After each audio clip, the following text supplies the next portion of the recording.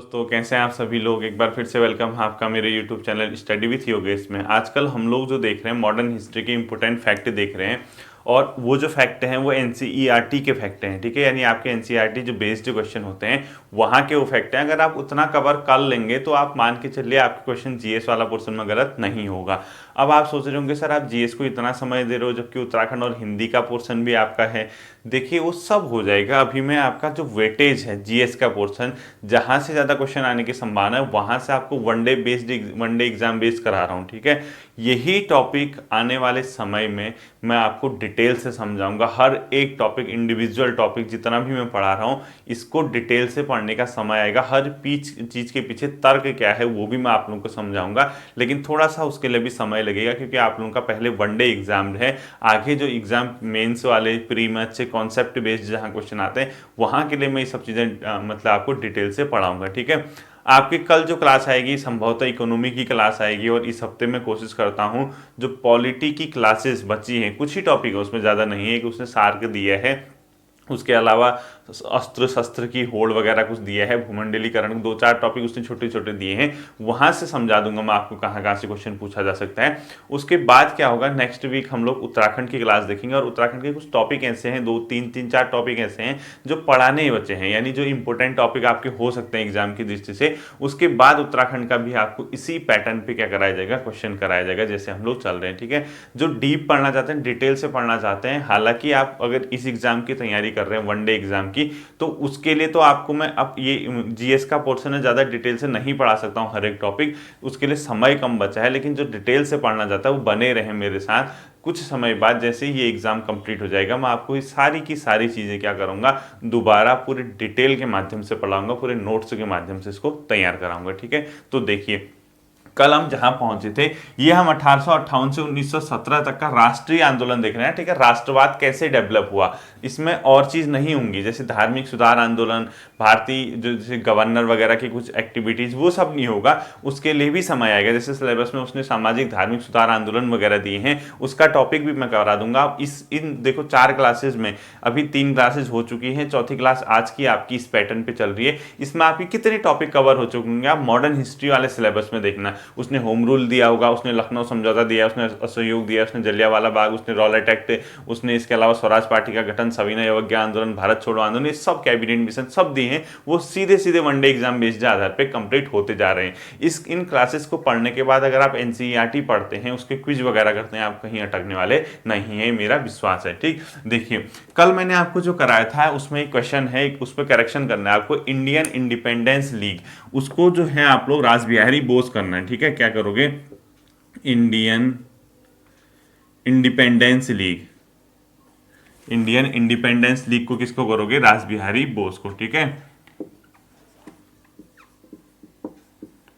Indian independence league, इसको करना आप लोग रासबिहारी बोस, जहां पे मैंने तारकनाथ लिखा होगा रासबिहारी बोस कर देना है इसको, रासबिहारी बोस, इसको सही कर लेना। और दूसरा जो है आपका, आप लोगों से मैंने जो क्वेश्चन पूछा था मैंने कहा इसको बताना आप लोग, लेकिन बहुत से लोगों ने सही बताया, कई लोग गलत बता दे रहे थे।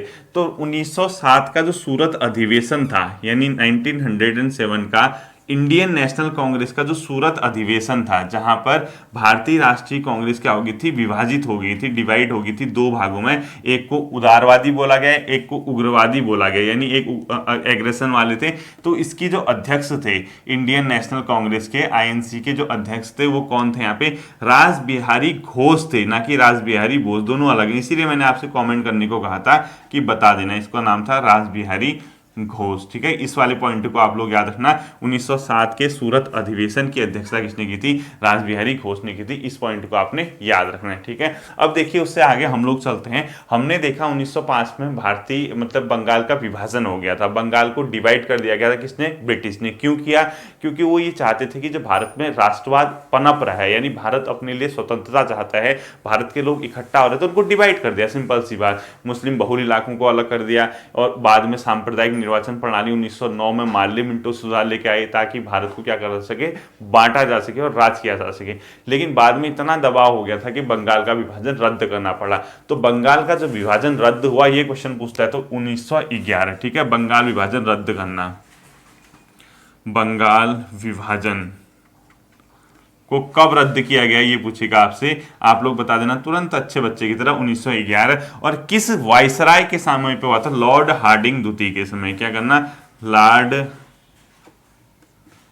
हार्डिंग सेकंड, यानी लॉर्ड हार्डिंग द्वितीय के समय वायसराय जो था उसके समय बंगाल का विभाजन रद्द किया था। ये क्वेश्चन भी इंपॉर्टेंट है। और इसी दौरान जब बंगाल विभाजन रद्द किया गया था, एक घोषणा की गई थी, उस घोषणा का नाम है दिल्ली को भारत की राजधानी के रूप में क्या किया गया था, प्रमोट किया गया था, यानी दिल्ली भारत की राजधानी के रूप में आगे लाया गया था। और ये जो घटना हुई है ये 1911 की है, जो कि लागू प्रॉपर तरीके से 1912 में हुई। ठीक है, तो नेक्स्ट क्वेश्चन लिखो, दिल्ली को भारत की राजधानी कब घोषित किया गया। पहले कोलकाता हुआ करती थी राजधानी। ठीक है, दिल्ली को भारत की राजधानी, दिल्ली भारत की राजधानी कब घोषित की गई थी, राजधानी, ये क्वेश्चन भी इंपॉर्टेंट है आपका।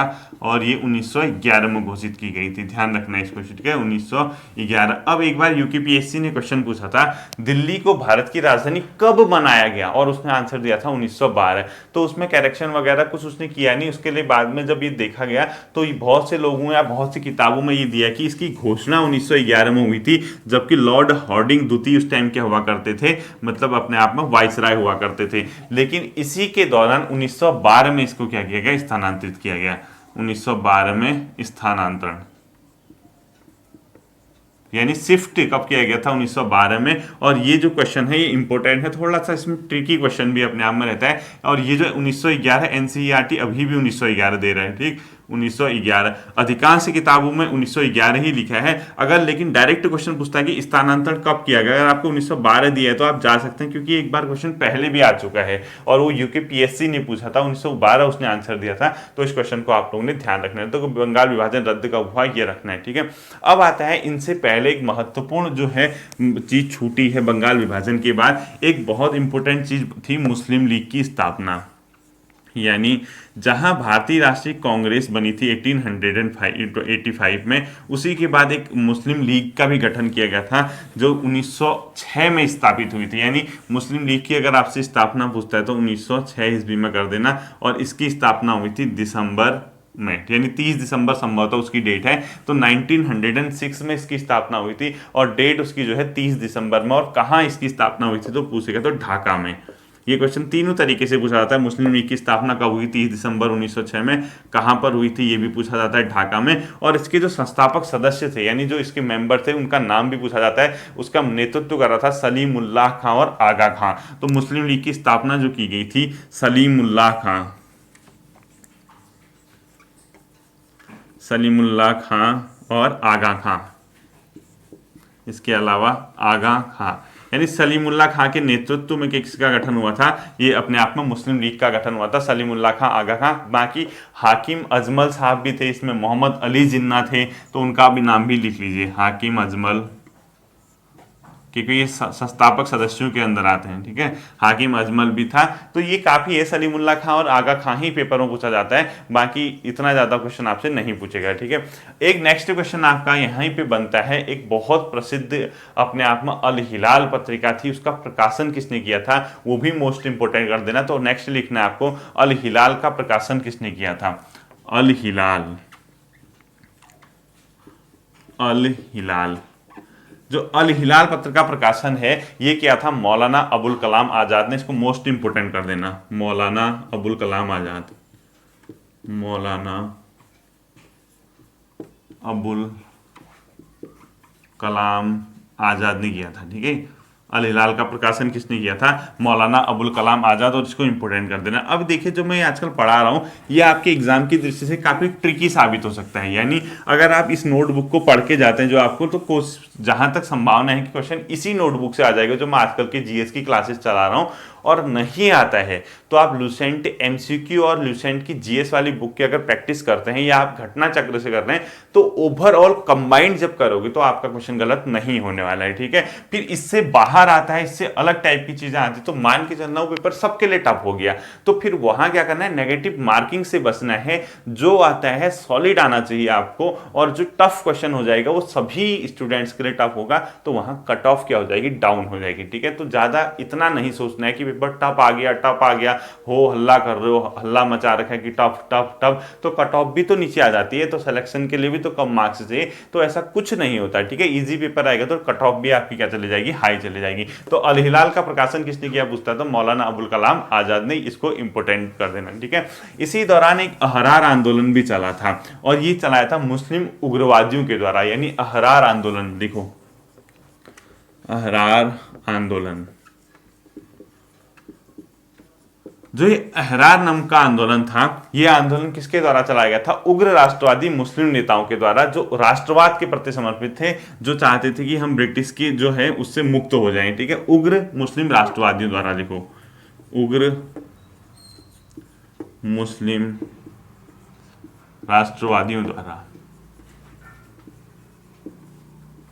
उग्र मुस्लिम राष्ट्रवादियों द्वारा। अब देखो कल मैंने जब वीडियो पढ़ाई थी, कोई एक कमेंट पढ़ा था, सर ये उग्रवाद या उग्र शब्द नेगेटिव तो नहीं है, बिल्कुल नहीं है। उग्र तो मतलब एग्रेसिव से मतलब है, एग्रेशन से, कोई आतंकवादी थोड़ा ना कह रहा हूं मैं। उग्रवाद क्या होता है, जो चीजों को छीन के, हिंसा के माध्यम से, गुस्से के माध्यम से, लड़ाई झगड़े के माध्यम से चीजों को लेना चाहता है किसी भी केस में, तो उसको बोलते हैं उग्र। यानी और उदार क्या होता है, जो हाथ जोड़ के संवैधानिक तरीके से, चिट्ठी पत्र के माध्यम से, बातचीत के माध्यम से अपनी बातें मनवाना चाहता है, वो होता है उदार। तो ये ऐसा कोई नेगेटिव नहीं है, ठीक है। अहरार आंदोलन चलाया गया था उग्र राष्ट्रवादियों के द्वारा, इस चीज को आप लोगों को ध्यान रखना है, ठीक है। अब देखो ये इसमें जो थे, इसमें कौन कौन शामिल थे, जैसे मौलाना मोहम्मद अली है, हकीम अजमल है, मजहरुल हक है, ये सब थे इसमें। लिखो मौलाना मोहम्मद अली, मौलाना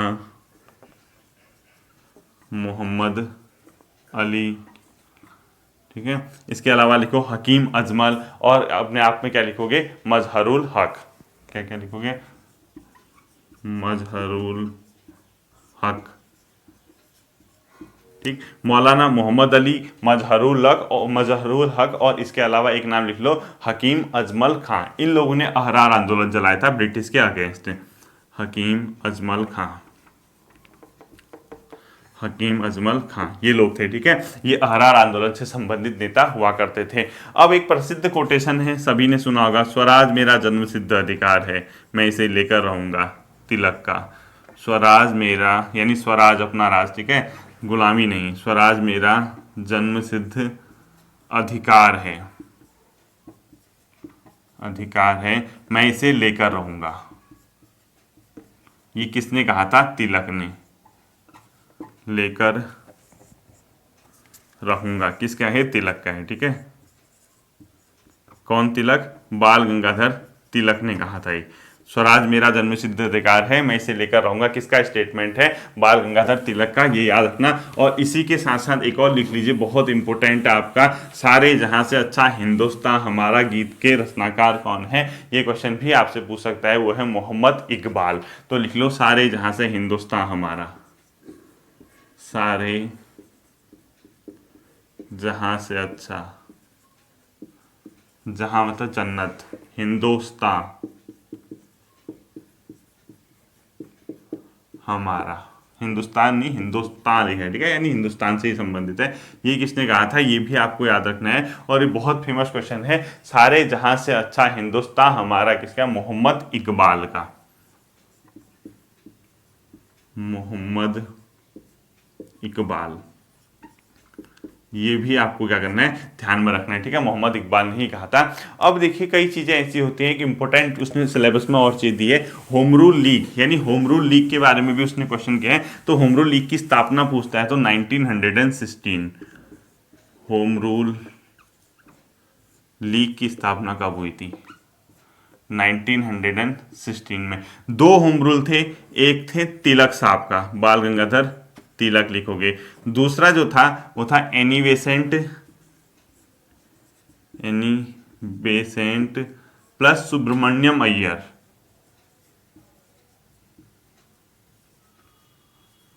सुब्रमण्यम अय्यर, इन लोगों का था ये क्या अपने आप में होम रूल लीग। और होम रूल लीग की स्थापना पूछता है 1916 में। होम रूल मतलब होम मतलब खुद का, रूल मतलब शासन, यानी अपने देश के शासन के लिए इन्होंने एक लीग का स्थापना की जिसका काम था लोगों में स्वशासन की भावना को जागृत करना, अपने लिए स्वतंत्रता के भाव को आगे बढ़ाना, ब्रिटिश का क्या करना, ब्रिटिश से स्वतंत्रता की मांग करना। इसकी स्थापना 1916 में तिलक और एनी बेसेंट के साथ सुब्रमण्यम अय्यर, दो प्रकार के थे, ये भी आप लोगों को क्या करना है, ध्यान रखना है। उसी के बाद उसने सिलेबस में एक और टॉपिक दिया है लखनऊ पैक्ट।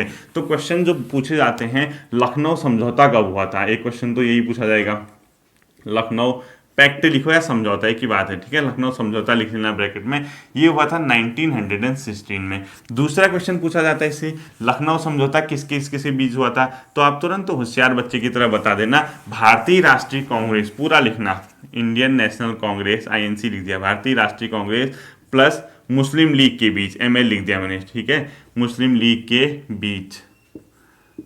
क्वेश्चन पूछेगा लखनऊ पैक्ट या लखनऊ समझौता कब हुआ था, 1916 में। लखनऊ समझौता किसके बीच हुआ था, भारतीय राष्ट्रीय कांग्रेस और मुस्लिम लीग के बीच। तीसरा क्वेश्चन जो पूछता है लखनऊ समझौते के तहत क्या प्रावधान हुए थे, तो आप लोग लिखोगे भारतीय राष्ट्रीय कांग्रेस INC द्वारा मुस्लिमों के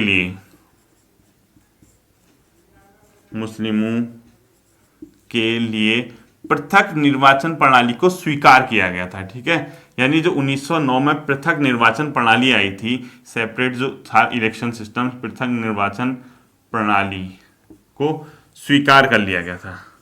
ये क्वेश्चन पूछेगा लखनऊ समझौता क्या था, भारतीय राष्ट्रीय कांग्रेस द्वारा मुस्लिमों के लिए पृथक निर्वाचन प्रणाली स्वीकार कर ली गई थी, जबकि अभी तक इन्होंने स्वीकार नहीं किया था, ठीक है, अभी तक जो इससे पहले वो स्वीकार नहीं किया था। अब आप कहोगे सर ये क्या था, 1909 ईस्वी में ब्रिटिश ने एक रूल लेके आई, मार्ले मिंटो सुधार एक एक्ट लेके आया, उसमें एक प्रावधान ये था कि मुस्लिमों के लिए सेपरेट इलेक्शन सिस्टम होगा, यानी पृथक निर्वाचन प्रणाली होगी, उसके माध्यम से क्या होगा, जिस इलाके में मुस्लिम कैंडिडेट उठ रहा है चुनाव के लिए वहां मुस्लिम ही वोट देंगे। अब आप कहोगे सर ये क्या बात हुई, हम समझे नहीं। देखो भारतीय राष्ट्रीय कांग्रेस उस टाइम पे बहुत बड़ा चेहरा हुआ करता था, तो उसमें कई मुस्लिम नेता ऐसे थे जो भारतीय राष्ट्रीय कांग्रेस से जुड़े हुए थे, उनके साथ उसके अच्छे संबंध थे, बदरुद्दीन तैयब जी थे, इसके अलावा कई मौलाना अबुल कलाम आजाद, बहुत से लोग थे, तो उनका चेहरा जो था वो बहुत आगे का था। हो सकता है किसी पर्टिकुलर इलाके में, बंगाल में एक चुनाव क्षेत्र था, वहां अगर वो भारतीय राष्ट्रीय कांग्रेस अपना कैंडिडेट उठा देती और मुस्लिम उठा देती,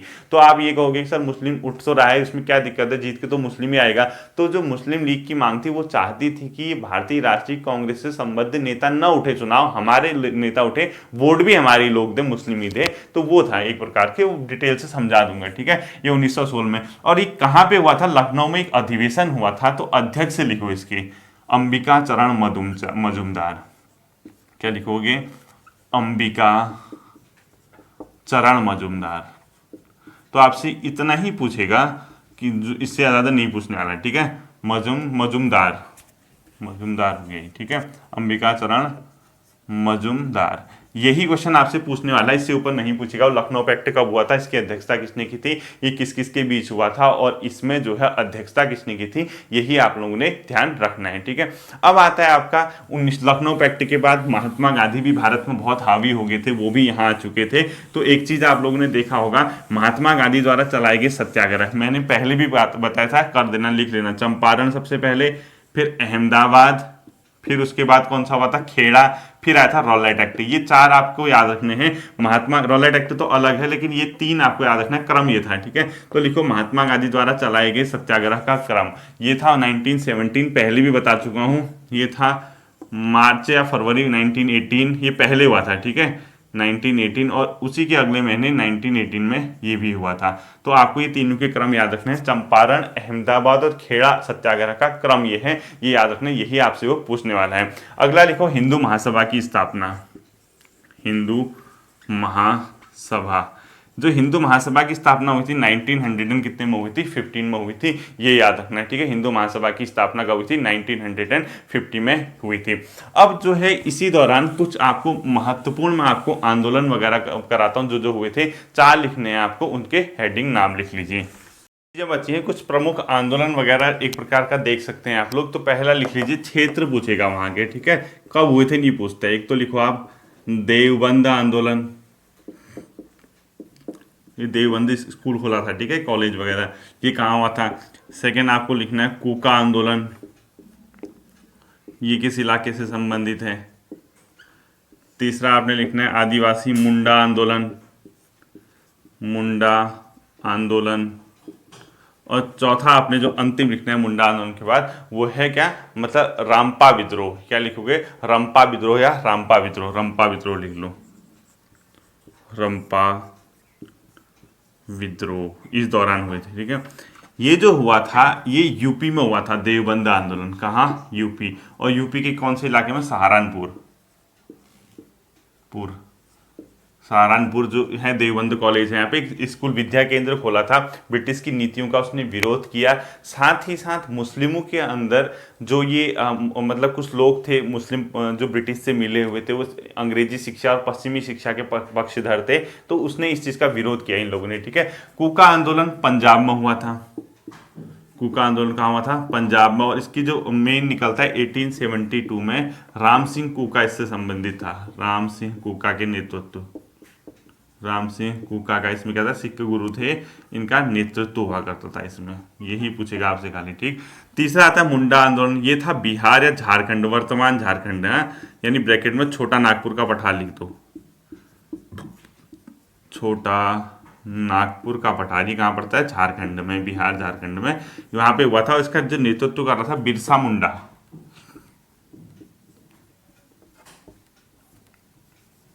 बिरसा मुंडा ने इसका क्या किया था, नेतृत्व किया था, ये भी ध्यान रखना है आपको। और तीसरा लास्ट आता रंपा विद्रोह, ये हुआ था आंध्र प्रदेश में, आंध्र प्रदेश के इलाके में ये हुआ था, यानी साउथ का ये था अपने आप में। ये 4 के 4 पॉइंट आपको याद रखने हैं, ठीक है।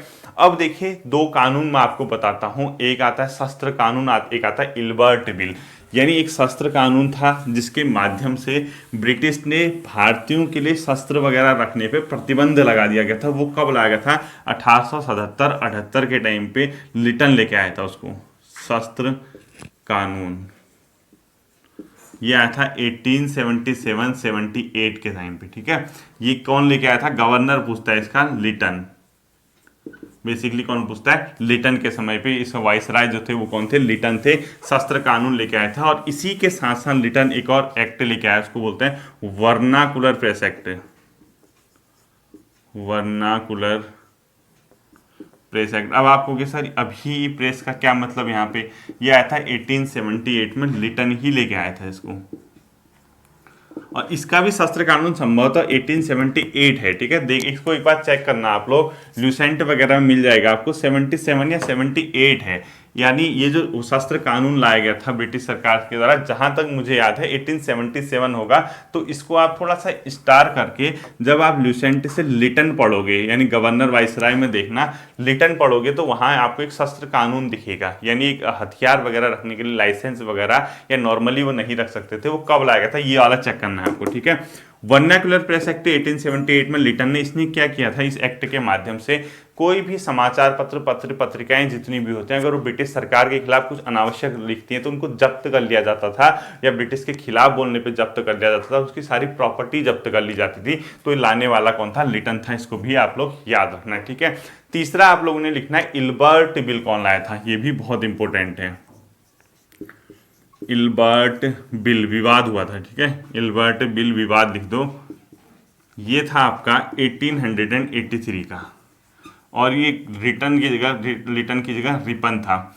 कुछ नहीं किया था इन लोगों ने इल्बर्ट बिल विवाद में, क्या किया, इसमें जो प्रावधान किए गए थे इसमें ये लेके आया था, क्योंकि रिपन भारत में एक प्रकार का सुधारवादी गवर्नर माना जाता है, जिसने एक प्रोग्रेसिव चीज़ की, यानी भारत को बेहतर बनाने की कोशिश की। हालांकि औपनिवेशिक शासन है, हर चीज़ अपने ही उद्देश्य के लिए किया, चाहे वो भला ही क्यों ना हो।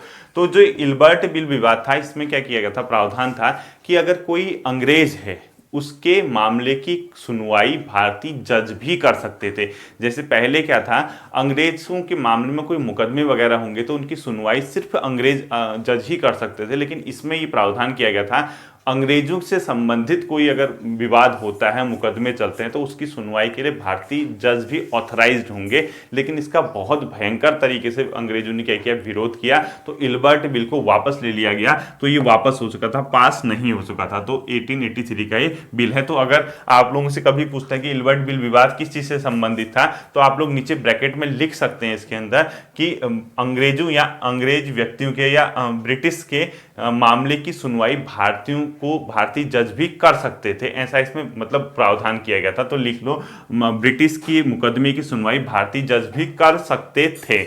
हुआ नहीं कभी, ठीक है, सफल नहीं हुआ, ये आप उनको याद रखना है, ठीक है। अब देखिए, भारतीय राष्ट्रीय कांग्रेस, इंडियन नेशनल कांग्रेस से संबंधित 3-4 फैक्ट बताता हूं मैं आपको, वो आप लोग ध्यान रखना है, ठीक है।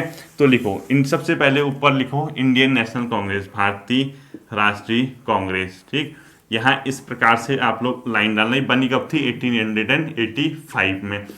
पहला अंग्रेज लिखोगे अध्यक्ष, पहला, वैसे अध्यक्ष तो आपको जानते ही हैं आप कौन था, व्योमेशन बनर्जी।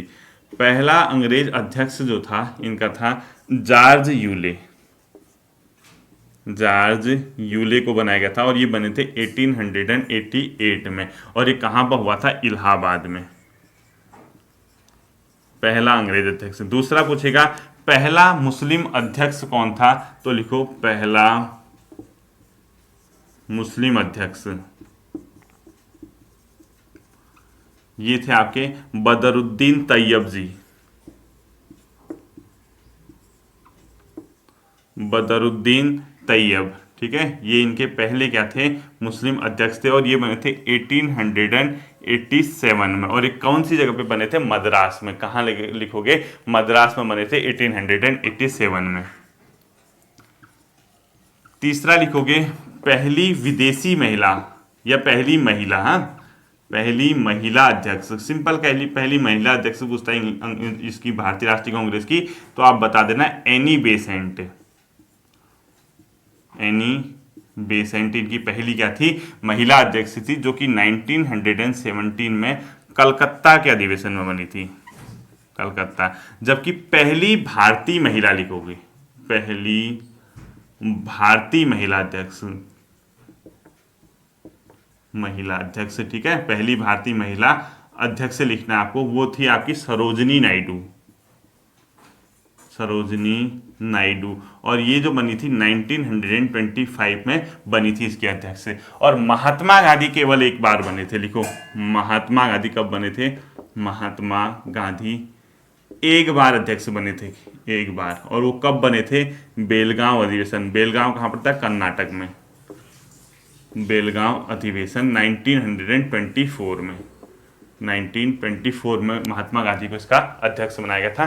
तो ये वाले आपको याद रखने। बाकी तो कई हैं। वंदे मातरम कब गया था? 1896। जनगण मन पहली बार कब गया था? 1911। इस प्रकार की कई फैक्ट हैं, वो मैं आपको वॉइस मैसेज के माध्यम से भेज चुका हूं। बाकी आप लूसेंट वगैरह से उनको तैयार करना, ये तो आप लोगों को ध्यान रखने ही रखने हैं, ठीक है। अब 2-3 चीजें आपको लास्ट के फैक्ट बता देता हूँ। एक तो लिखो आप लोग अभिनव भारत, यानी अभिनव भारत सोसाइटी और अनुशीलन समिति कहाँ कहाँ बनाई गई थी। एक प्रकार की उग्रवादी संगठन थे, एक प्रकार के ऐसे संगठन जो ब्रिटिश के खिलाफ थे बहुत भयंकर तरीके से।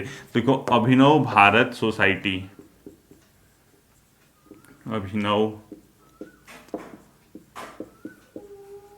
अभिनव भारत सोसाइटी, ये बनी थी महाराष्ट्र में। कहाँ बनी थी? महाराष्ट्र में, ठीक है। इसको आप लोगों ने ध्यान रखना है। इसके साथ साथ दूसरा लिखना है आपको अनुशीलन समिति। अनुशीलन जो समिति थी वो बनी थी अपने आप में बंगाल में, अनुशीलन समिति। अब आप लोग थोड़ा सा परेशान भी हो रहे होंगे क्योंकि ये फैक्ट हैं, लेकिन आपके एग्जाम ही वनडे पैटर्न पे, तो मैं आपको ये फिलहाल जल्दी से जल्दी जितना हो सके मतलब आपका कंप्लीट करने की कोशिश करूंगा, ठीक है। तो अगला लिखो अनुशीलन समिति कहाँ बनी थी? बंगाल में। अनुशीलन समिति ये बनी थी आपकी बंगाल में। ये भी आपको क्या करना है? ध्यान रखना है, ठीक है, किन इलाकों में। अब देखना वायसराय लॉर्ड हॉर्डिंग पर बम कब फेंकने की कोशिश की गई थी, मैंने आपको कल बताया था 1911-12 का वो कांड था, 1912 के आसपास में। नेक्स्ट लिखना है, अब देखो इस दौरान जब स्वतंत्रता के लिए संघर्ष चल रहा था, विदेशों में भी समानांतर सरकार बनाई जा रही थी भारतीयों के द्वारा, पैरेलल गवर्नमेंट ब्रिटिश की तरह, कि अगर यहाँ प्रधानमंत्री तो वहां भी। तो काबुल में भी ऐसा ही किया गया था, अफगानिस्तान काबुल पाकिस्तान का जो इलाका था उस टाइम पे। तो लिखो काबुल में भारत की अंतरिम सरकार के राष्ट्रपति और प्रधानमंत्री कौन थे, मोस्ट इंपोर्टेंट कर देना। स्वतंत्रता आंदोलन के दौरान पूरा लिखना, स्वतंत्रता आंदोलन के दौरान काबुल में भारत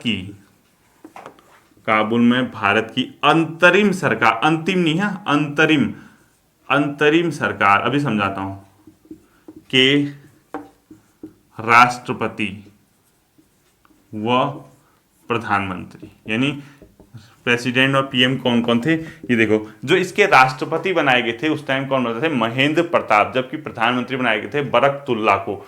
महेंद्र प्रताप को कौन था, प्रताप राष्ट्रपति था, जबकि बरकतुल्ला इनका पीएम बनाया गया था। अब देखो इस शब्द को देखना, अंतरिम सरकार। अंतरिम का मतलब होता है अंतिम नहीं, अंतरिम क्या होता है, एक टेम्परेरी व्यवस्था होती है। सपोज अगर मैं ये कहूं कि आपका जो मतलब बजट है वो जनरली किस माह प्रस्तुत होता है, अभी फरवरी में, लेकिन अगर आने वाले मई में इलेक्शन हो, ठीक है, यानी आने वाले मई में इलेक्शन हो तो नई गवर्नमेंट बनेगी, नई सरकार आएगी, तो उसको फिर से बजट पेश करना होगा। हो सकता है कि कौन सी सरकार बने, विपक्षी बन सकता है। तो फरवरी से मई तक के लिए जो बजट पेश होगा उसको बोला जाएगा अंतरिम बजट। इसका मतलब है टेम्परेरी व्यवस्था है, फिलहाल परमानेंट व्यवस्था होने तक के लिए खर्च चलाने के लिए। ऐसे ही आपने संविधान निर्माण के दौरान सुना होगा अंतरिम सरकार का गठन, वो टेम्परेरी गवर्नमेंट थी जब तक कि प्रॉपर चुनाव होकर प्रॉपर गवर्नमेंट न बन जाए। उनको अधिकार दिया गया था एज ए गवर्नमेंट आप रूल करो, तो वो अंतरिम होता है, एक प्रकार की टेम्परेरी व्यवस्था, ठीक है। तो ये उसके राष्ट्रपति और वो थे। अब देखना आप लोगों को ध्यान रखना है, मुस्लिम लीग के द्वारा, नेक्स्ट क्वेश्चन करना, पूर्ण मुस्लिम लीग द्वारा स्वराज का लक्ष्य घोषित 1913 में, स्वराज लक्ष्य घोषित कब किया गया था, 1913 में। एक पॉइंट ये भी आपको याद रखना है, मुस्लिम लीग द्वारा स्वराज का लक्ष्य कब घोषित किया गया था, ये भी याद रखना है, ठीक है। अब देखें वर्नाकुलर प्रेस एक्ट वगैरह सब पढ़ा चुका हूं। एक बहुत फेमस बुक है poverty and un British rule in India, most important करना, दादाभाई नेरोजी की है, poverty and un British rule in India, most important करना, un British rule in India. ये पुस्तक किसकी है, दादाभाई नेरोजी की, मोस्ट इंपोर्टेंट कर देना इसको, ठीक है, वनडे एग्जाम में। दादाभाई नेरोजी की है, जिन्होंने धन की निकासी का सिद्धांत भी दिया था, मैंने आपको कल बताया था। ये इंपोर्टेंट क्वेश्चन अपने आप में रहता है, ठीक है। लास्ट के 3-4 फैक्ट बता देता हूं। एक लिखो आप, बंगाल विभाजन के विरोध में वंदे मातरम आंदोलन कहां पर चला था, आंध्र प्रदेश के डेल्टा इलाकों में, ठीक है। लिखो बंगाल विभाजन के समय, बंगाल विभाजन के समय आंध्र प्रदेश साउथ के, ठीक है, के डेल्टा इलाकों में, डेल्टा का जो इलाका होता है नदी के पास, ठीक है, डेल्टा इलाकों में कौन सा आंदोलन चला था, वंदे मातरम आंदोलन, ठीक है, वंदे मातरम आंदोलन आंध्र प्रदेश के डेल्टा के इलाकों में चला था। ये था आपका टोटल। अब लास्ट के 3 ऐसे फैक्ट हैं जिसकी डेट को लेकर थोड़ा सा आप लोगों में कंफ्यूज था, कहीं मैं फेसबुक वगैरह में एक मैसेज भी पढ़ रहा था, वो मैं आपको पढ़ा चुका हूँ। पहला उनका कंफ्यूजन था, सर दांडी मार्च की डेट क्या लिखेंगे और सविनय अवज्ञा की क्या लिखेंगे, वो कहीं एक हो रहे हैं, ठीक है। देखो दांडी मार्च मैंने आपको बताया था 12 मार्च, दांडी मार्च, क्योंकि डेट के साथ ही आएगा क्वेश्चन, 12 मार्च 1930 को। ये क्या था, एक प्रकार का नमक कानून तोड़ने का एक प्रकार का जत्था गया था समुद्र के तट पे, वो पहुंचा 6 अप्रैल को और 1930 को, और उसी दिन नमक कानून का उल्लंघन किया, यानी सविनय अवज्ञा, हम ब्रिटिश के आदेशों को नहीं मानेंगे। अब ब्रिटिश का कानून था, आदेश था कि आप नमक नहीं बनाओगे, लेकिन उन्होंने नमक कानून को तोड़ दिया, तो उसी दिन से उसकी क्या मानी जाती है, शुरुआत मानी जाती है। तो लिखो सविनय अवज्ञा आंदोलन, अवज्ञा की शुरुआत कहां से मानी जाती है, 6 अप्रैल 1930 से। तीसरा क्विट इंडिया मूवमेंट, भारत छोड़ो आंदोलन, तीसरा और अंतिम, इसकी डेट 8 अगस्त 1942 को प्रस्ताव पास हुआ था, क्विट इंडिया मूवमेंट यानी भारत छोड़ो आंदोलन। प्रस्ताव पास किसके में? प्रस्ताव भारतीय राष्ट्रीय कांग्रेस द्वारा। प्रस्ताव पास कब किया गया था? 8 अगस्त 1942 को। और 9 तारीख को इसके मुख्य नेता गिरफ्तार हो गए थे, तो इस आंदोलन की शुरुआत हुई थी 9 अगस्त 1942 को। ठीक है, ये याद रखना। बाकी लास्ट की जो प्रांतीय इलेक्शन में 1937 के इलेक्शन में कांग्रेस को जो सरकार वाला फैक्ट मैंने पढ़ाया था, तो ध्यान रखना उसको। कांग्रेस को पूर्ण बहुमत मिला था 5 प्रांतों में। एक प्रांत में वो लगभग बहुमत के करीब थी, तो टोटल मिला के 6 प्रांत हो गए। बाद में उसने कुछ इधर उधर सरकार बना के 7-8 प्रांतों में लगभग उसने सरकार बना ली थी, और उसके अलावा 2-3 प्रांतों में अलग लोग सरकार बनाने में सफल रहे थे। ठीक है, तो ये था आपका 1858 से 1917 तक के राष्ट्रवादी आंदोलन से संबंधित महत्वपूर्ण तथ्य। ठीक है, कल संभवतः इकोनॉमी की क्लास आएगी। बाई चांस अगर इकोनॉमी की क्लास नहीं आई, ठीक है, किसी केस में, तो आपका कल बहुत महत्वपूर्ण टॉपिक आएगा जो सामाजिक धार्मिक सुधार आंदोलन दे रखा है उसने सिलेबस में। तो मॉडर्न हिस्ट्री के अंदर जैसे ब्रह्म समाज, आर्य समाज, थियोसॉफिकल सोसाइटी वगैरह। अभी इसमें एक फैक्ट लिख लेना, थियोसॉफिकल सोसाइटी की स्थापना एनी बेसेंट, वो क्वेश्चन छूट गया है, वो भी लिख लो, यहीं पर लिख लेता हूँ। थियोसॉफिकल सोसाइटी की स्थापना, थियोसॉफिकल सोसाइटी की स्थापना एनी बेसेंट, एनी बेसेंट। ठीक है, ये सब आएंगे, विधवा पुनर्विवाह अधिनियम, ये वो। तो वो क्वेश्चन हो सकता है कि कल वो वीडियो आए, सिर्फ फैक्ट बेस्ड आएगी, एक क्वेश्चन उससे निश्चित रूप से आता है। फिर मिलते हैं अगले सेशन में, अपना ध्यान रखिए, थैंक यू।